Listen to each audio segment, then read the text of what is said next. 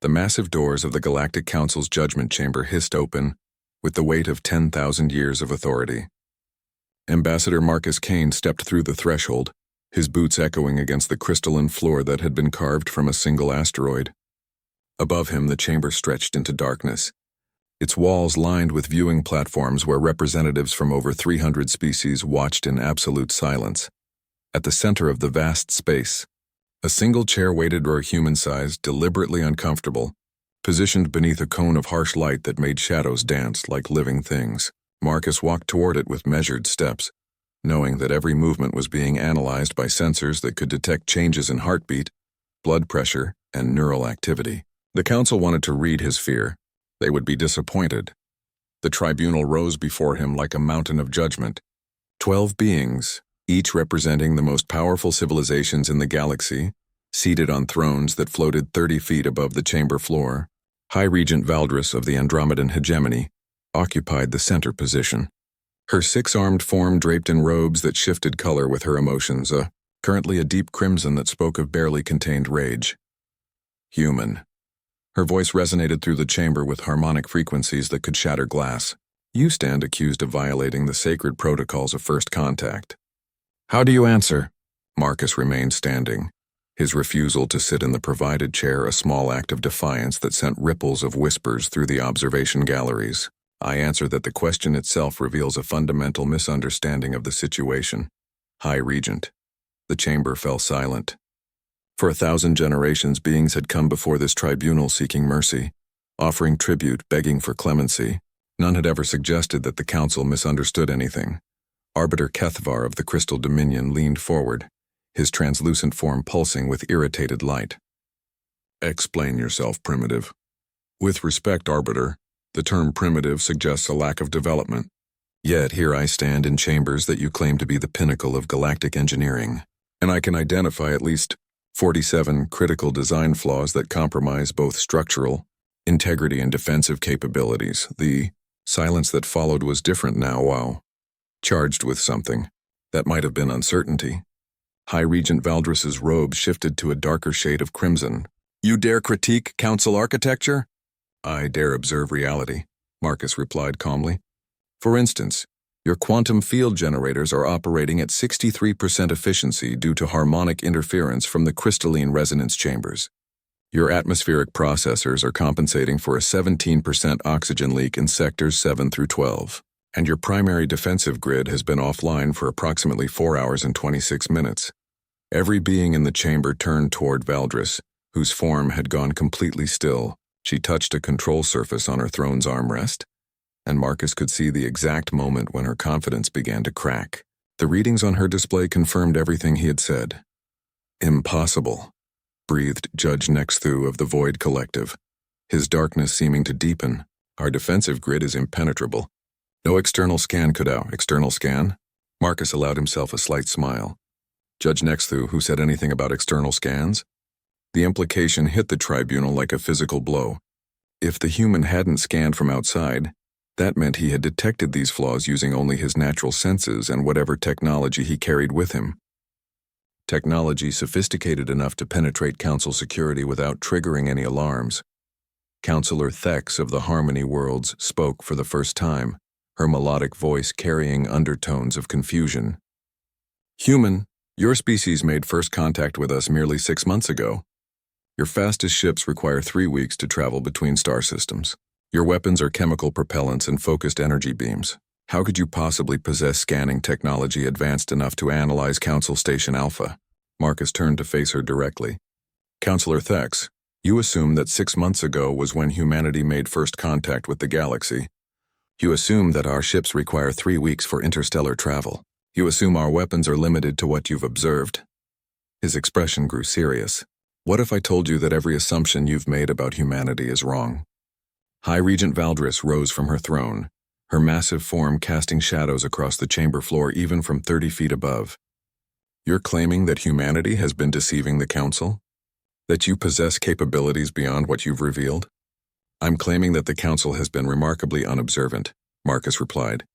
Tell me, High Regent, when was the last time your long-range sensors detected any human activity beyond the boundaries of our solar system? Never, Valdris answered immediately. Humans have remained confined to their home system since we established contact. And yet, Marcus said, reaching into his jacket, I carry this. He produced a small crystalline device that immediately set off every alarm in the chamber. The crystal pulsed with energy signatures that the Council's most advanced sensors couldn't identify, couldn't classify, couldn't even properly detect. Emergency protocols activated instantly. Force fields slammed down around Marcus. Energy barriers hummed to life and weapon systems throughout the station powered up to full capacity. But Marcus simply stood there, holding the crystal completely unaffected by the prison of energy surrounding him. That device, Arbiter Kethvar whispered, its energy signature is impossible. It operates on principles that violate known physics. Not impossible, Marcus corrected, simply based on physics that the Council hasn't discovered yet. He gestured toward the force fields around him. Much like these barriers which you believe are impenetrable. Without any visible effort, Marcus stepped through the force field as if it were made of air. The collective gasp from 300 species echoed through the chamber like thunder. Emergency klaxons began wailing as security systems tried and failed to maintain containment around him. How? High Regent Valdris's voice cracked with something approaching panic. Marcus placed the crystal device on the chamber floor, where it continued to pulse with impossible energy. Because humanity didn't spend the last 6 months confined to our solar system, High Regent. We spent them studying you, learning about your technology, your capabilities, your weaknesses. We've been watching the Council for far longer than the Council has been watching us. Judge Nexthu's darkness seemed to writhe with agitation. You speak of observation, but our sensors would have detected any human vessels in Council space. Would they? Marcus asked. Judge, at this very moment, can your sensors detect the 17 human ships currently docked at Council Station Alpha? The silence was deafening. High Regent Valdris frantically activated every scanner, every detection grid, every sensor array at the station's disposal. The results showed exactly what they always showed, aber. No unauthorized vessels, no unknown energy signatures, no threats to station security. There are no human ships at this station, she declared, but her voice lacked conviction. Marcus smiled. High Regent, would you be willing to bet the safety of everyone aboard this station on that assessment? Before she could respond, every display screen in the chamber flickered to life, showing external views of Council Station Alpha. And there, attached to docking bays that the station's computers insisted were empty, 17 human vessels sat in plain sight. Ships that seemed to exist in a state that the Council's technology simply couldn't acknowledge. The tribunal stared at the screens in stunned silence. Counselor Thex was the first to find her voice. This is impossible. Our sensors show those bays are empty. Your sensors show what they've been programmed to see, Marcus explained. Counselor, what would you say if I told you that humanity has been present at every major council meeting for the past 50 years? That we've observed your deliberations, your decisions, your secret sessions that you believe no outsider has ever witnessed? The chamber erupted into chaos. Representatives in the observation galleries began shouting questions and accusations in dozens of languages. The tribunal members argued among themselves, their composed authority cracking under the weight of impossible revelations. High Regent Valdris slammed her fist against her throne's control surface, the impact echoing through the chamber like a gunshot. Silence! When quiet returned, she fixed Marcus with a stare that could have melted steel. Human, explain yourself. Immediately. Marcus looked up at the 12 most powerful beings in the galaxy, his expression calm despite the magnitude of what he was about to reveal. High Regent, for 50 years humanity has been asking ourselves a single question. What kind of civilization is the Galactic Council? Are you explorers seeking knowledge? Peacekeepers maintaining order? Or are you something else entirely? And what? Valdris asked, her voice deadly quiet. Have you concluded? Marcus picked up the crystal device, its impossible energy casting strange shadows across his face. We've concluded that it's time for the galaxy to meet humanity as we really are. Not as the primitive species you've categorized us as, but as what we've become while you weren't paying attention. The chamber fell into absolute silence, 300 species holding their collies. The emergency session convened in the Council's most secure chamber, buried deep within the asteroid that housed their headquarters. High Regent Valdris paced behind her elevated position, her 6 arms gesturing frantically as she addressed the assembled representatives. The chamber's walls, carved from pure neutronium, could supposedly withstand the explosion of a star.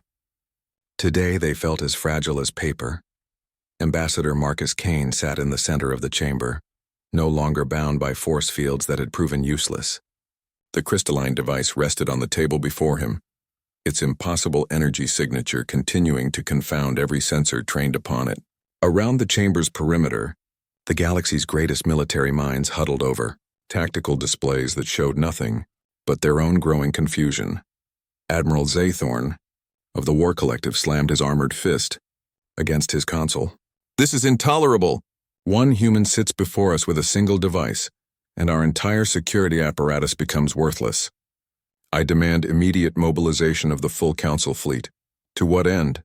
asked Dr. Nysa of the Science Consortium, her tentacled form writhing with agitation. "Admiral, we cannot target what our sensors refuse to acknowledge exists. Those 17 human ships docked to our station might as well be ghosts." Marcus looked up from the crystal with an expression of mild interest. "Dr. Nysa raises an excellent point. How does one fight an enemy that exists outside the boundaries of your detection capabilities?" High Regent Valdris stopped pacing and fixed him with a glare that had intimidated entire star systems. "Human, enough games.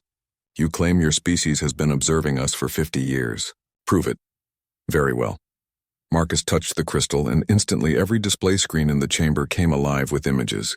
Council sessions from decades past flickered across the monitors, Emperor's secret meetings, classified discussions, private conversations between tribunal members that no outsider should have been able to witness. The assembled representatives watched in growing horror as their most guarded secrets played out before them. Trade agreements they had denied existed. Military operations they had publicly condemned while privately funding. Species they had declared protected while simultaneously exploiting their resources. "This recording," Valdris whispered, pointing at a screen showing her younger self making a deal with arms dealers. "This was taken in my private quarters. No recording devices were present. No surveillance was possible." "No surveillance that you could detect," Marcus corrected. "High Regent, for 5 decades humanity has maintained a presence in Council space that your technology simply cannot perceive. We have watched, we have learned, and we have prepared." Judge Nexthu materialized more fully into the visible spectrum, his void form crackling with dark energy. "Prepared for what, human? What does your species want?" Marcus stood slowly, his movement causing every weapon in the chamber to track toward him automatically. "Judge Nexthu, we want what every species in this chamber claims to want: peace, prosperity, the advancement of civilization throughout the galaxy." "Then why the deception?" demanded Counselor Thex, her harmonic voice sharp with accusation. "Why hide your capabilities? Why infiltrate our most secure facilities?" "Because," Marcus said, his voice growing hard, "we needed to understand what kind of organization we were dealing with. And what we discovered," he gestured toward the still-playing recordings, "what we discovered was that the Galactic Council's public mission and its private actions are not merely different. They are diametrically opposed." The chamber erupted into angry voices, but Marcus continued speaking over the chaos. "You present yourselves as guardians of galactic peace, but you have instigated 17 wars in the past decade alone. You claim to protect developing civilizations, but your trade policies ensure they remain dependent on Council resources. You speak of unity among species, while maintaining strict hierarchies that benefit only the most powerful members." Admiral Zaythorn's armor plating shifted into combat configuration. "Those are the necessary compromises of governance. Order requires structure. Peace demands strength." "Peace," Marcus replied, "demands honesty, and the Council has built its entire existence on lies." He touched the crystal again, and new images appeared on the screens. Star charts showing the true extent of Council territory. Resource extraction operations on supposedly protected worlds. Military installations hidden throughout space under the guise of research stations. Furthermore, Marcus continued, humanity has identified 37 species that have been systematically prevented from developing technologies that might challenge Council supremacy. Technologies that we have now begun sharing with them. The silence that followed was absolute. High Regent Valdris slowly sank into her throne, her robes cycling through colors that spoke of fear, rage, and something approaching despair. You're destabilizing the entire galactic order. We're offering an alternative to it, Marcus corrected. For the past 6 months, while you believed humanity was confined to Earth, we have been establishing contact with species throughout the galaxy. Not as conquerors or manipulators, but as partners. We have shared our technologies freely, without demanding tribute or submission in return. Dr. Nice's tentacles writhed more frantically. Impossible. If you had distributed advanced technology to that many species, we would have detected the energy signatures, the changed communication patterns, the altered trade routes. Marcus smiled. Would you? Doctor, your sensors detect what they expect to find. Your analysis programs filter out anomalies that don't fit established patterns. Your entire detection grid operates on the assumption that only Council-approved technologies exist. He paused, letting the implication sink in. What if that assumption is wrong? Before anyone could respond, alarms began sounding throughout the chamber. Emergency lights bathed everything in red as automated systems detected massive power surges from across the galaxy. Communications arrays started registering signals from species that had been silent for centuries. Trade routes showed ship movements that defied all previous patterns. What have you done? Valdris whispered. We've given them a choice, Marcus replied. Every species that the Council has suppressed, every civilization that has been forced into stagnation, every world that has been denied the right to develop its full potential. They now possess technologies that make Council oversight optional. Admiral Zathorn was frantically working his tactical displays, but the readings made no sense. Entire star systems were showing energy signatures that shouldn't exist. Weapons platforms were appearing in space where nothing had been detected moments before. Ships were moving at velocities that exceeded known faster-than-light capabilities. This is chaos, he shouted. Without Council governance, these species will tear each other apart. Will they? Marcus asked. Admiral, when was the last time you witnessed a war between species that possessed comparable technologies? When both sides have access to similar capabilities, conflict becomes wasteful. It's only when there are significant power imbalances that war becomes profitable. Counselor Thex leaned forward, her melodic voice strained with desperation. Human, even if your intentions are peaceful, you've unleashed forces that cannot be controlled. The galaxy has remained stable for 10,000 years because of the structures we've built. Stable for whom? Marcus countered. Counselor, have you spoken recently with the Harmony World's colonial populations? The ones who mine the crystals that power your harmonic technologies? Have you asked them how stable their lives have been under Council protection? For the first time since Marcus had entered the chamber, Counselor Thex had no immediate response. Marcus touched the crystal one final time, and the chamber's displays showed something that made every being present feel suddenly very small, a star map of the galaxy, but not as the Council had ever seen it. Instead of the carefully controlled territories and designated zones that appeared on official charts, this map showed the true distribution of sentient life throughout the galaxy.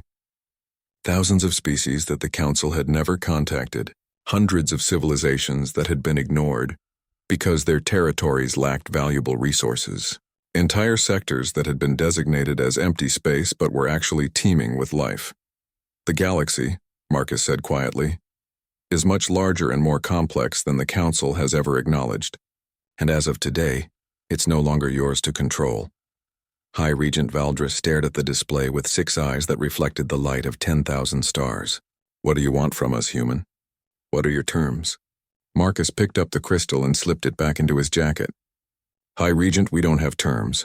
We have an invitation. He moved toward the chamber's exit, passing between guards who found their weapons mysteriously inoperative.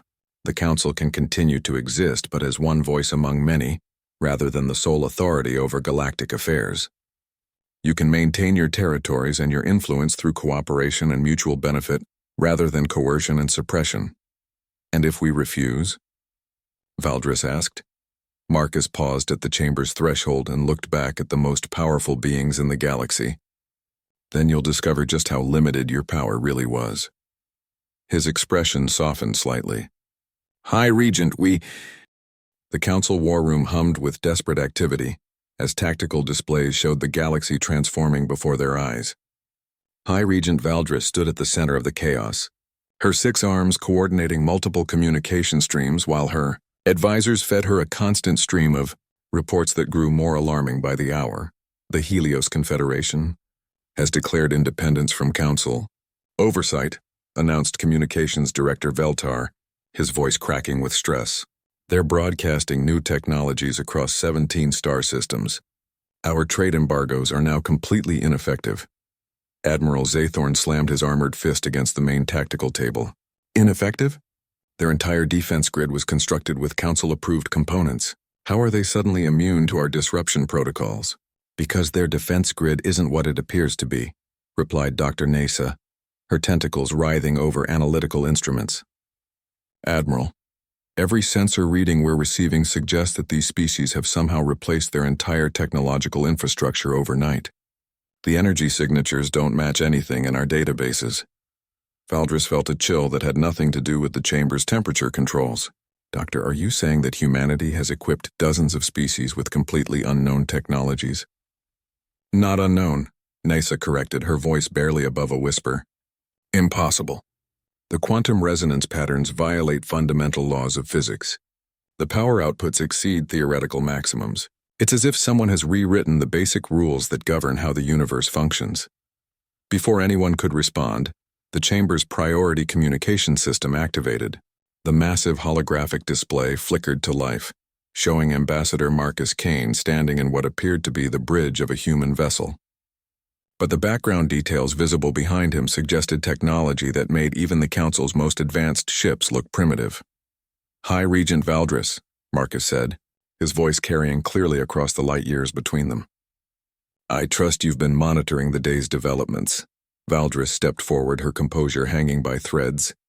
Human, what you've done today will have consequences beyond your comprehension. You've upset the balance that has maintained galactic peace for millennia. Have I? Marcus asked, and the view behind him shifted to show displays of his own. High Regent, let me share some data that might surprise you. The screen showed star charts with incident markers scattered across the galaxy.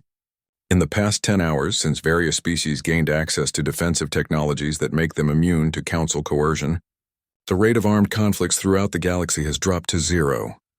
Admiral Zathorn leaned forward aggressively. Temporary anomaly. Without proper oversight, these species will turn their new weapons against each other within days. Will they? Marcus replied. Admiral, let me ask you something. When was the last time the Council itself engaged in direct military action against another Council member? The question caught Zathorn off guard. After a moment, he answered reluctantly. Never.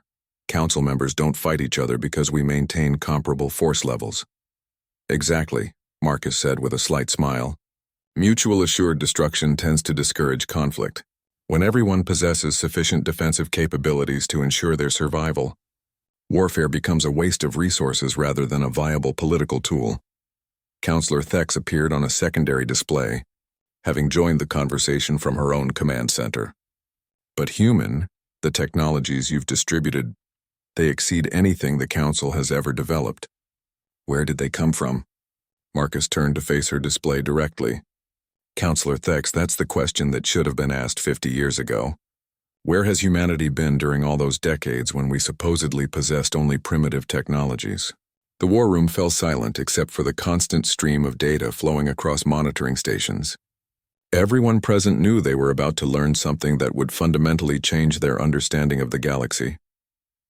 The truth, Marcus continued, is that humanity has never been confined to the Sol system. We've been exploring, studying, and developing throughout local space for over 2 centuries. But we've been doing it using principles that Council science considers impossible. Dr. Nasa's form quivered with scientific excitement despite the situation. What principles? Our theoretical models account for every possible form of faster-than-light travel, every conceivable energy source, every potential application of quantum mechanics. Do they? Marcus asked. Doctor, your models assume that the universe operates according to fixed, immutable laws. But what if those laws are more like guidelines? What if the fundamental constants that you treat as absolute are actually variables that can be adjusted by sufficient understanding? The implications of what he was suggesting sent ripples of shock through the assembled Council members. If the basic laws of physics could be modified rather than simply exploited, then everything they understood about technology, warfare, and the nature of existence itself was incomplete. High Regent Valdris found her voice first. You're claiming that humanity has learned to alter the fundamental forces of reality? I'm claiming that humanity never accepted the limitations that other species take for granted, Marcus replied. When we encountered energy barriers that seemed absolute, we found ways around them. When we discovered distances that appeared impossible to cross, we developed methods that made distance irrelevant. When we faced laws of physics that seemed unbreakable, we learned to write new ones. Admiral Zathorn was frantically consulting tactical displays, but his expression suggested growing desperation. Even if what you're saying is true, the Council commands the loyalty of 300 species across 40,000 star systems. You cannot have equipped them all with these impossible technologies overnight. Can't I? Marcus gestured toward something off-screen, and the holographic display shifted to show a three-dimensional map of the galaxy. Red markers indicated Council-controlled territories, but blue markers, representing species that had declared independence, were spreading across the map like ripples in a pond. Admiral, as we speak, 17 human vessels are simultaneously visiting every inhabited system in the galaxy. Not sequentially, not through conventional travel, but instantaneously. Impossible, whispered Dr. Nysa. Even with perfect faster-than-light technology, the coordination required to— Whoa, Doctor, Marcus interrupted gently. You keep using that word. But impossibility is just another limitation that humanity chose not to accept. When conventional faster-than-light travel proved too slow, we developed methods that bypassed the concept of travel entirely. When communication delays made coordination difficult, we created systems that operate outside the normal flow of time. The War Room's main display suddenly activated without any input from Council personnel. New data streams began flowing across the screens, real-time readings from across the galaxy, showing energy signatures, technological deployments, and status reports from hundreds of species. But the information wasn't coming through Council communication networks. It was arriving through some method that their systems couldn't even identify. What you're seeing, Marcus explained, is humanity's gift to every sentient species in the galaxy. Not just advanced technology, but something far more valuable, the knowledge that the limitations they've accepted are not universal constants. They are choices. Counselor Thex leaned forward, her harmonic voice carrying notes of desperate hope. Human, if your species truly possesses these capabilities, then surely we can reach an accommodation. The Council has maintained order for 10,000 years. That experience has value. It does, Marcus agreed. And the Council is welcome to continue offering guidance and coordination to any species that chooses to accept it. But the key word, Counselor, is choose. For too long, Council membership has been the only option for species seeking to participate in galactic civilization. Now it's merely one option among many. High Regent Valdris watched the galactic map as more and more systems shifted from red to blue. The transformation was accelerating, and she realized with growing horror that the Council's authority was dissolving in real time. What do you want from us, human? What must we do to prevent total collapse of galactic order? Marcus's expression grew serious. High Regent, there's a fundamental misunderstanding in your question. You assume that the current order must be preserved to prevent chaos, but what if the current order is what has been preventing true progress? He gestured again, and new data appeared on the displays of scientific breakthroughs, technological innovations, artistic achievements, and philosophical advances from species that had been suppressed under Council oversight. In the past 12 hours, since various civilizations gained access to unrestricted development, the rate of discovery and innovation has increased by orders of magnitude. That's impossible to measure so quickly, Dr. Nysa protested. 3 days after humanity's revelation, the emergency summit convened on Nexus Prime, the most secure facility in Council space. Representatives from every major galactic power sat around a circular table that had been carved from a single piece of quantum-stable crystal. The chamber itself existed in a pocket dimension, isolated from normal space to prevent any possibility of surveillance or interference. At least, that had been the theory. High Regent Valdris stared at the empty chair that should have been occupied by humanity's representative. Ambassador Marcus Kane had been invited to participate in this final summit, but his response had been both polite and unsettling. I'll be there, but perhaps not in the way you expect. Admiral Zathorn paced around the table's perimeter. his armor's tactical systems constantly scanning for threats that his sensors couldn't identify. This is intolerable. We gather in our most secure facility, in a dimension that exists outside normal space-time, and still we must wonder if we're being observed. We are being observed, stated Dr. Nasa matter-of-factly, her tentacles weaving through holographic displays that showed impossible readings. Every security protocol we've implemented has been quietly bypassed. Our quantum encryption has been decoded. Our dimensional barriers have been rendered permeable. Whoever designed humanity's surveillance technology operates from principles that make our best science look elementary. Counselor Thex's harmonic voice carried undertones of barely controlled fear. Then why haven't they acted? If humans possess such overwhelming technological superiority, why haven't they simply taken control of council space? Before anyone could answer, the air in the center of the chamber began to shimmer. Space itself seemed to fold, creating patterns that hurt to look at directly. Then, with no flash of light or dramatic materialization, Ambassador Marcus Kane simply stepped into existence as if he had always been there. The assembled representatives recoiled instinctively, hands moving toward weapons that suddenly felt inadequate. Marcus appeared completely relaxed, wearing the same simple diplomatic attire he had worn during his first appearance before the council. But now everyone in the room understood that his unassuming appearance concealed capabilities that defied comprehension. "Counselor Thex," Marcus said, answering her question as if the conversation had never been interrupted. "We haven't taken control because control was never our objective. Humanity has spent centuries learning to transcend limitations. Why would we then choose to limit ourselves to governing others?" High Regent Valdra struggled to maintain her composure. "Human, explain how you're here. This facility exists in isolated dimensional space. Nothing can enter without using our transit systems." Marcus looked around the chamber with mild interest. "High Regent, you've constructed an impressive pocket dimension. The quantum engineering required to stabilize this space is quite sophisticated." He paused, studying the crystalline walls. "Unfortunately, your assumption that dimensional barriers prevent intrusion is based on an incomplete understanding of how dimensions actually function." Dr. Nisa leaned forward, scientific curiosity overriding fear. "What do you mean, incomplete understanding?" "Doctor, you treat dimensions as discrete layers of reality separated by impassable barriers," Marcus explained. "But dimensions aren't walls, they're more like frequencies on a communication device. Once you understand the underlying resonance patterns, moving between them becomes as simple as tuning to a different channel." Admiral Zathorn's patience finally snapped. "Enough riddles!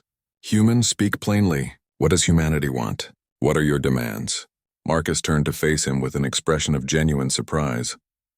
"Admiral, why do you assume we have demands? We've already stated our position clearly. The era of imposed galactic governance is ending. Species throughout the galaxy now possess the tools to determine their own futures. There's nothing more to negotiate. There's everything to negotiate." Valdris rose from her chair, her 6 arms gesturing emphatically. 3 centuries of species are declaring independence from council authority. Trade networks that have existed for millennia are dissolving. The entire galactic economy is collapsing. "Is it?" Marcus asked. "Or is it transforming into something more equitable?" He gestured toward the chamber's displays, which suddenly came alive with real-time economic data from across the galaxy. High Regent, examine the numbers carefully. Overall production hasn't decreased. It's increased dramatically. The difference is that wealth and resources are now being distributed based on contribution, rather than political influence. The data was undeniable. Systems that had been economically dependent on council trade monopolies were now developing independent production capabilities. Resources that had flowed exclusively to council worlds were being used to improve conditions on planets that had been ignored for centuries. The galactic economy wasn't collapsing. It was expanding in directions that the council had never allowed.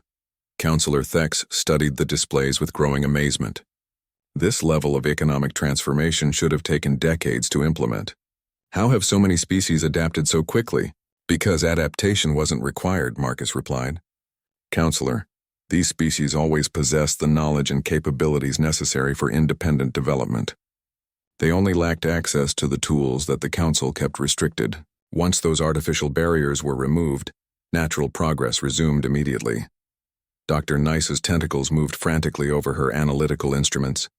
The technological integration alone should have required years of study and implementation. No species can master advanced technologies overnight. Doctor, you're still thinking in terms of technology transfer, Marcus said patiently. We didn't give these species new technologies to learn. We gave them access to understanding they already possessed but had been prevented from expressing. The implications sent chills through every being present. If Marcus was telling the truth, then the Council hadn't been governing less advanced species. They had been suppressing species that were naturally capable of development equal to or exceeding their own. Admiral Zaythorn activated a tactical display showing military deployments across the galaxy. Human, even if your intentions are peaceful, you've destabilized every power structure that has maintained galactic security. Without central authority, how do you prevent wars between newly independent systems? Marcus walked to the display and studied the military formations with professional interest. Admiral, show me the current rate of armed conflicts between species that have gained access to defensive parity. Zaythorn manipulated the controls reluctantly, and the result was shocking.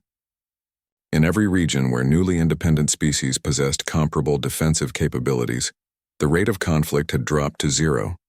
Military tensions that had simmered for generations had simply evaporated. Mutual assured survival, Marcus observed. When every species possesses the means to defend itself effectively, aggression becomes pointless. War only remains viable when there are significant power imbalances to exploit. High Regent Valdris stared at the display in growing understanding. You've eliminated the possibility of conquest. We've eliminated the profitability of conquest, Marcus corrected. The Council's power was built on the ability to threaten species that couldn't adequately defend themselves. Remove that threat, and the entire structure of coercive governance becomes obsolete. Counselor Thex's harmonic voice carried notes of desperate calculation. But what about coordination? What about large-scale projects that require the resources of multiple star systems? What about threats that transcend individual species capabilities? Excellent questions, Marcus replied. Counselor, how do you think humanity coordinated the simultaneous liberation of hundreds of species across the galaxy? Before she could answer, new data began flowing across the chamber's displays. Communication networks that hadn't existed hours earlier were facilitating cooperation between species that had never directly contacted each other. Joint research projects were emerging spontaneously as civilizations discovered shared interests. Resource-sharing agreements were forming based on mutual benefit rather than imposed tribute. You've created a parallel galactic civilization, Valdris whispered. We've revealed the galactic civilization that already existed, Marcus corrected. High Regent, the Council was never the only force holding civilized space together. It was simply the only force preventing natural cooperation from flourishing. Admiral Zaythorn was analyzing tactical projections that grew more sobering by the hour. Human, even assuming your system works peacefully, what about external threats? What happens when hostile forces from beyond our galaxy encounter a collection of independent systems instead of a unified Council defense? Marcus smiled for the first time since entering the chamber. Admiral, that's an excellent question. Let me show you something interesting. The displays shifted to show long-range sensor readings from the galaxy's edge. 3 months ago, our deep space monitoring stations detected an extragalactic probe entering local space. It was clearly a reconnaissance vessel from some external civilization. The chamber fell silent as the implications sank in. External threats weren't theoretical, they were immediate. 6 months after the liberation of galactic civilization, Ambassador Marcus Kane stood on the observation deck of Unity Station, watching ships from 300 different species dock at the massive facility. The station itself was a marvel of cooperative engineering, built not by any single civilization, but by dozens of species working together using principles that transcended traditional technology. Behind him, High Regent Valdris approached with slow, measured steps. Her once impressive robes of office had been replaced with simple garments appropriate to her new role as an elected representative, rather than an absolute ruler. The transformation had been difficult for her, but the alternative had been complete obsolescence. Human, she said, her voice carrying none of its former arrogance. I owe you an apology. Marcus turned to face her, his expression patient and understanding. High Regent, excuse me. Representative Valdrisa, for what exactly? For assuming that what you were offering was conquest disguised as liberation, she replied. for believing that any species with your capabilities would inevitably seek dominion over others, for failing to understand that there might be civilizations advanced enough to transcend the need for control. Through the massive transparasteel windows, they could see the most remarkable sight in galactic history. Ships from species that had been enemies for millennia worked side by side on construction projects. The aquatic depths dwellers had developed atmospheric bubbles that allowed them to work alongside the energy-based void collective. The crystalline harmony worlds had created resonance chambers that translated directly between hundreds of different communication methods. The transition hasn't been without challenges, Marcus observed. Some species have struggled to adapt to independence after centuries of council oversight. Valdris nodded reluctantly. The hegemony of distant stars attempted to establish their own empire, using the technologies you provided. They assumed that freedom from council authority meant freedom to dominate their neighbors. And how did that work out for them? Marcus asked, though his tone suggested he already knew the answer. Their first target was the Crystal Confederacy, Valdris replied with something that might have been humor. The Confederacy's new defensive systems didn't just repel the invasion. They transported the entire hegemony fleet to a peaceful research station, where the crews were offered educational opportunities and counseling services. Marcus smiled. Aggressive tendencies are often symptoms of insecurity and fear. Once species realize they can achieve prosperity through cooperation rather than conquest, those tendencies usually fade quickly. They walked together along the observation deck, passing displays that showed the remarkable progress achieved across the galaxy. Scientific discoveries were being shared freely between species, leading to breakthroughs that would have taken centuries under the old system. Art and culture were flourishing as civilizations gained access to perspectives they had never encountered. Even philosophy and ethics were advancing as different species shared their approaches to existence and consciousness. I have to ask, Valdris said quietly, how long has humanity possessed these capabilities? How long have you been capable of reshaping the fundamental nature of reality itself? Marcus considered the question carefully. Representative, the answer depends on how you define capability. Humans have always possessed the potential for transcendence. Every sentient species does. The question isn't how long we've had these abilities, but how long we've been willing to accept that impossible things might be possible. They paused at a viewing station where long-range sensors displayed the current state of galactic civilization. The old rigid territories and controlled trade routes had been replaced by a dynamic network of voluntary associations. Species formed temporary alliances for specific projects, dissolved partnerships when goals were achieved, and created new combinations based on evolving interests and needs. Your people keep referring to transcendence, Valdris noted. What exactly do you mean by that? The recognition that limitations are often choices rather than universal constants, Marcus explained. For millennia, galactic civilization has operated on the assumption that faster-than-light travel required specific technologies, that energy production had theoretical maximums, that consciousness was confined to biological brains. But what if those assumptions were wrong? As if to illustrate his point, a ship appeared near the station without any visible means of arrival. One moment the space was empty. The next moment a vessel from the ethereal collective materialized as if it had always been there. But this wasn't teleportation or dimensional travel as the Council had understood such things. It was something far more fundamental. They didn't travel here, Valdris observed with growing understanding. They simply chose to be here instead of where they were. Exactly, Marcus replied. Once you understand that location is a state of being, rather than a physical coordinate, moving between places becomes a matter of changing your existential parameters, rather than crossing distance.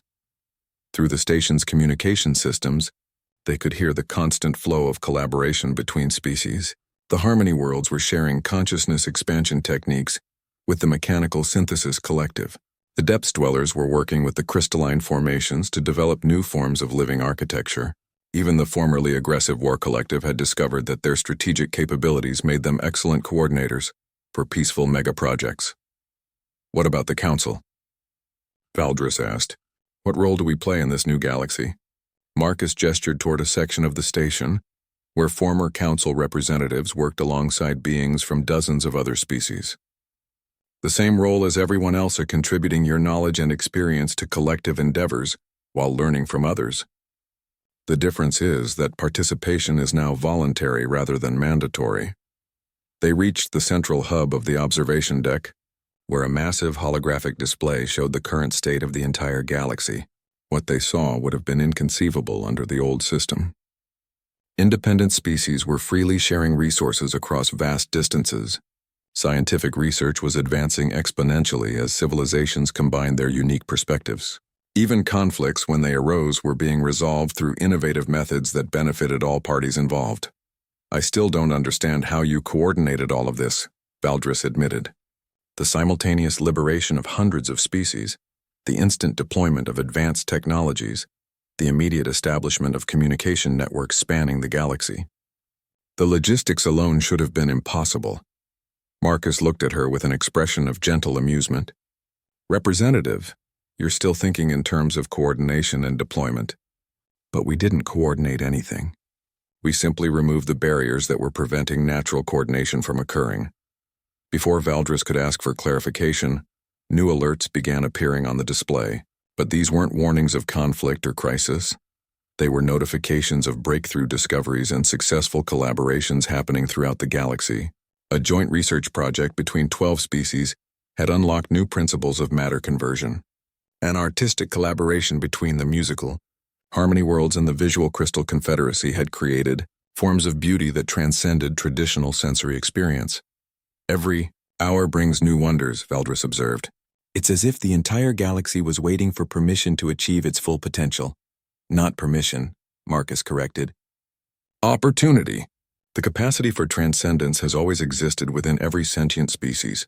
The council system simply never allowed that capacity to be expressed. They were interrupted by the arrival of Dr. Nasa, whose tentacled form now showed patterns of bioluminescence that indicated extreme excitement. Marcus, Representative Valdris. You must see this! She activated a personal display that showed readings from the galaxy's edge. Our long-range sensors have detected something extraordinary. The extragalactic civilization that sent the probe 6 months ago. They're not just observing us anymore. They're approaching. Marcus studied the readings with professional interest rather than alarm. How many ships? That's just it, Nasa replied excitedly. It's not a fleet. It's a single vessel. But the energy signature suggests it's larger than most space stations, and it's broadcasting mathematical concepts that appear to be invitations to communicate. Valdris felt a familiar chill of uncertainty. Are we prepared for first contact with an extragalactic civilization? Marcus smiled with genuine warmth. Representative, after everything we've experienced together, do you really think there's such a thing as being unprepared for the impossible? As they watched, the massive display showed ships from across the galaxy converging toward the arrival point of the extragalactic vessel. But these weren't military formations preparing for battle. They were delegations representing the collective curiosity and excitement of an entire galactic civilization. Species that had never worked together before were forming spontaneous cooperation networks to prepare for this historic moment. Look at them, Valdris whispered in amazement. 6 months ago, most of these species viewed each other as competitors or threats. Now they're instinctively working together to greet visitors from Bay.